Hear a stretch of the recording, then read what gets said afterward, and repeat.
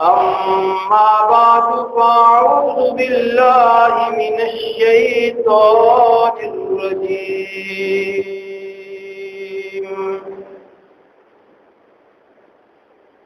بسم الله الرحمن الرحيم.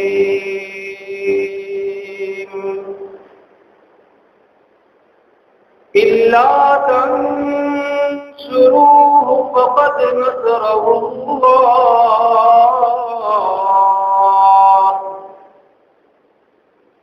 إذ أخرجه الذين كفروا ثاني اثنين إذ هما في الغار إذ يقول لصاحبه لا تحزن إن الله معنا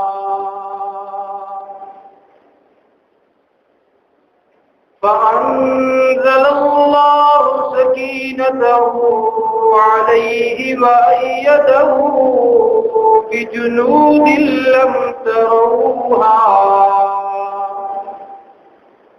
وجعل كلمة الذين كفروا السفلى وكلمة الله هي العليا والله عزيز حكيم. قال النبي صلى الله عليه وسلم لأبي بكر الصديق رضي الله عنه: أنت صاحبي على الحوض وصاحبي في الغار، أو كما قال النبي صلى الله عليه وسلم: صدق الله وصدق رسوله النبي الكريم، ونحن على ذلك لمن الشاهدين والشاكرين والحمد لله رب العالمين. اللهم صل على محمد وعلى آل محمد كما صليت على إبراهيم وعلى آل إبراهيم إنك حميد مجيد. اللهم بارك على محمد وعلى آل محمد كما باركت على إبراهيم وعلى آل إبراهيم إنك حميد مجيد. واجب الاحترام بزرگوں اور دوستوں، سید الکونین امام الانبیاء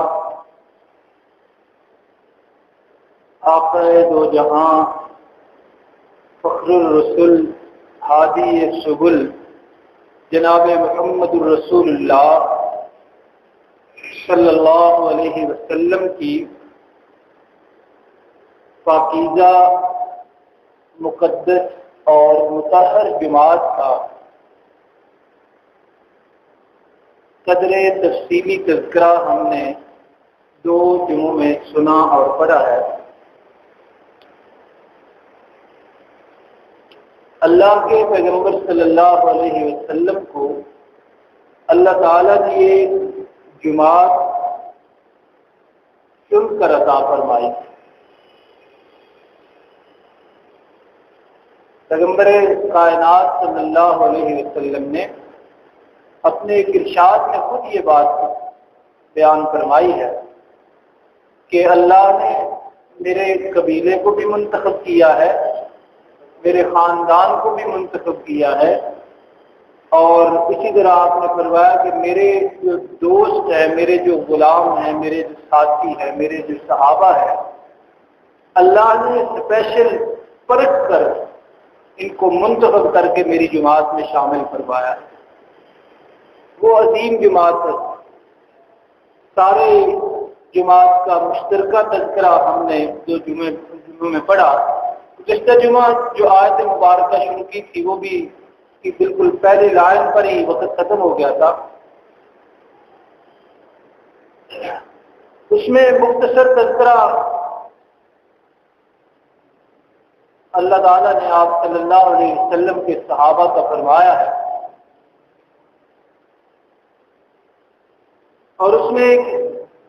عجیب بات یہ اللہ نے ارشاد فرمائی ہے کہ ذالک مثلہم فی التوراۃ و مثلہم فی الانجیل، کہ میرے حبیب مکرم صلی اللہ علیہ وسلم کے صحابہ کا مقام و مرتبہ اگر سمجھنا ہو تو سنو کہ ان کی شان ہم نے صرف قرآن میں نہیں بیان فرمائی، بلکہ مثلہم فی التوراۃ و مثلہم فی الانجیل، کہ ان کے تذکرے ہم نے تورات اور انجیل میں بھی کیے۔ خصوصی طور پہ فتح مکہ کا جو منظر ہے وہ یہ ہے کہ آپ صلی اللہ علیہ وسلم 10,000 صحابہ کے لشکر کے ساتھ فاتحانہ مکہ میں داخل ہوئے تھے، اور جس دن داخل ہوئے تھے اس سے 8 سال پہلے وہاں سے مظلومانہ نکلے تھے۔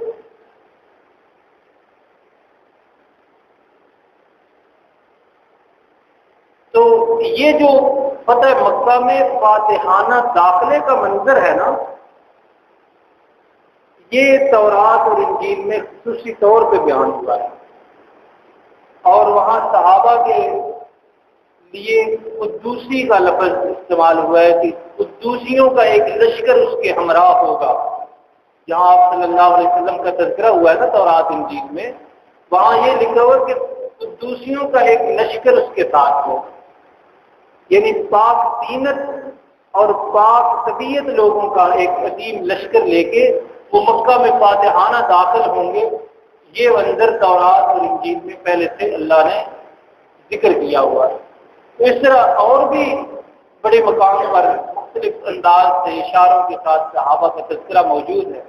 اور سب سے بڑی شہادت خود قرآن کی ہے جو خود کہہ رہا ہے کہ مثلہم فی التوراۃ و مثلہم فی الانجیل، کہ تورات انجیل میں اس مقدس جماعت کا ذکر موجود ہے۔ اس مقدس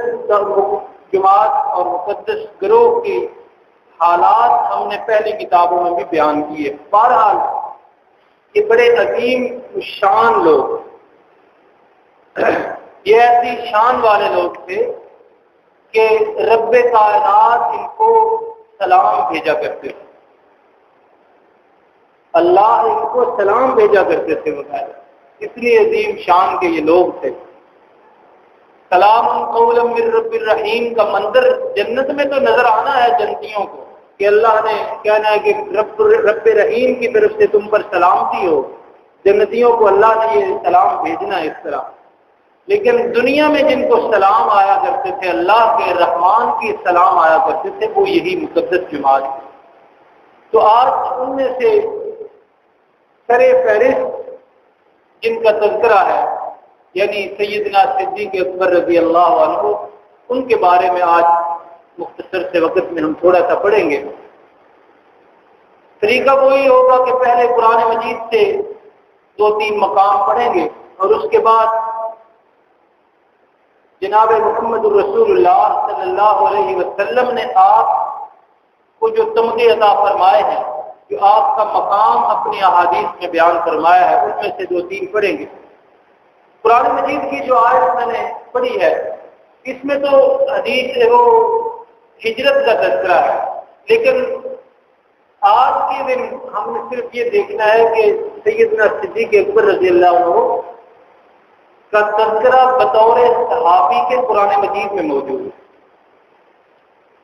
تو قرآن مجید کی آیت کا ترجمہ دیکھتے ہیں، فرمایا الا تنصروہ فقد نصرہ اللہ۔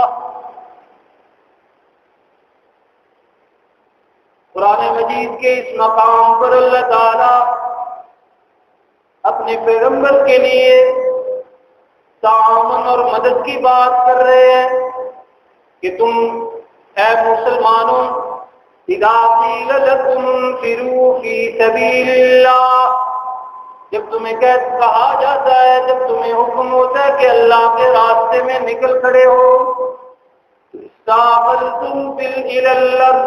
تم زمین پر بیٹھ جاتے ہو، بوجھل ہو کے، اس طرح کا تذکرہ ہے۔ لیکن اس سے قطع نظر ہم اپنے اصل بات کی طرف پہنچنے، تو فرمایا الا تنصروہ، ہم تم لوگوں کو یہ کہہ رہے ہیں کہ پیغمبر کی مدد کرو، پیغمبر کے ساتھ تعاون کرو، ان کا ساتھ دو، لیکن اگر الا تنصروہ، اگر تم نے مدد نہیں نہ کی، تعاون نہیں کیا، ساتھ نہیں نبھایا، قدم سے قدم نہیں ملایا، تو سن لو کہ فقد نصرہ اللہ، اللہ نے تو اپنے پیغمبر کی مدد کر دی ہوئی ہے، اللہ کا ساتھ تو اپنے پیغمبر کے ساتھ ہے، اللہ کی ساری فوجیں، سارے لشکر، ساری طاقتیں اللہ کے پیغمبر کے ساتھ ہیں، اور خصوصی طور پہ وہ وقت یاد کرنے کے قابل ہے کہ اخرجہ الذین کفروا، اس وقت اللہ نے اپنے پیغمبر کی مدد کی،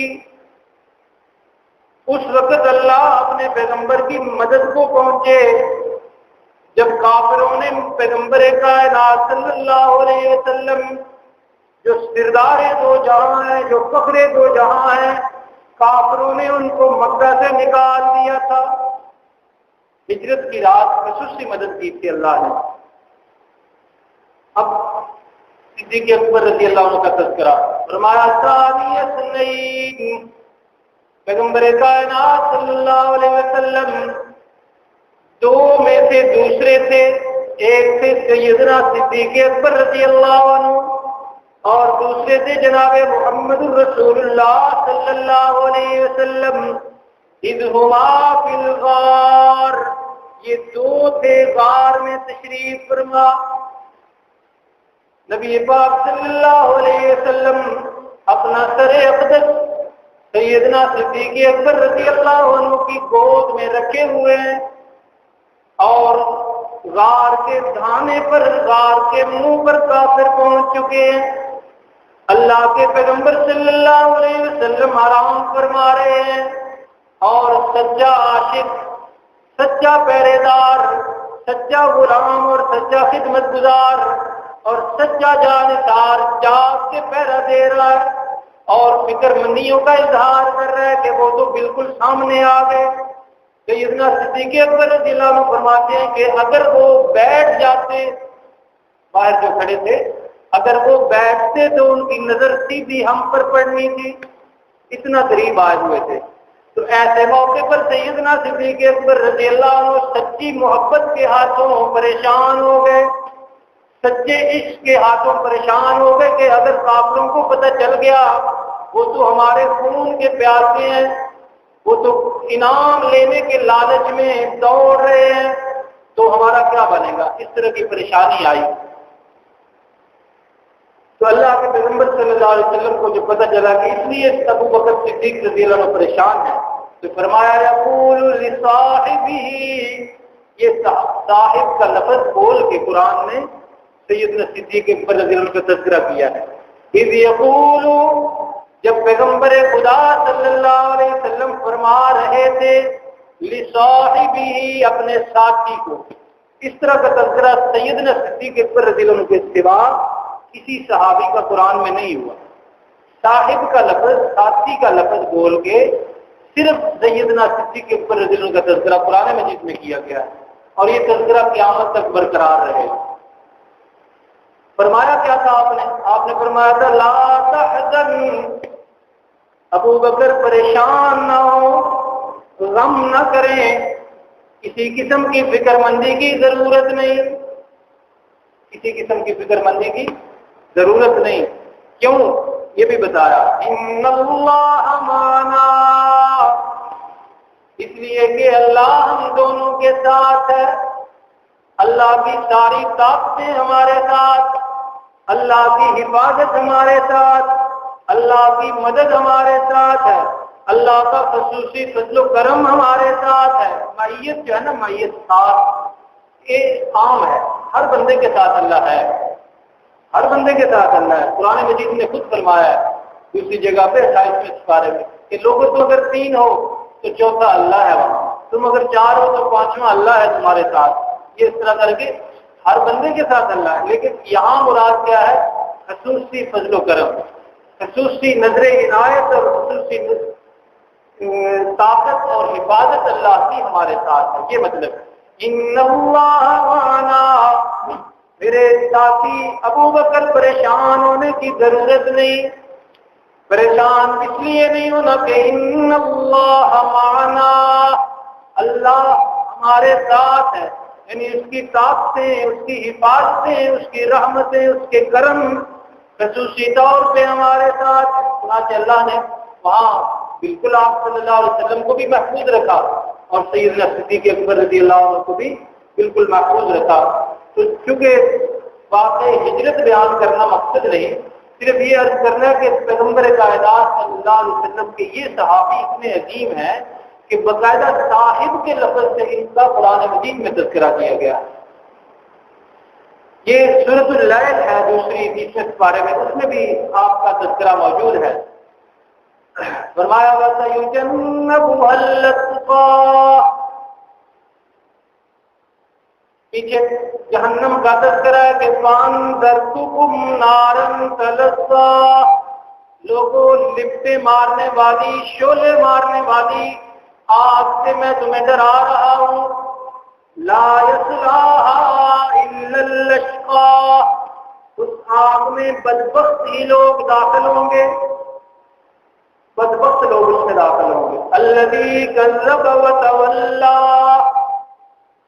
یعنی وہ داخل ہوگا جس نے جھٹلایا پیغمبر کائنات صلی اللہ علیہ وسلم کو،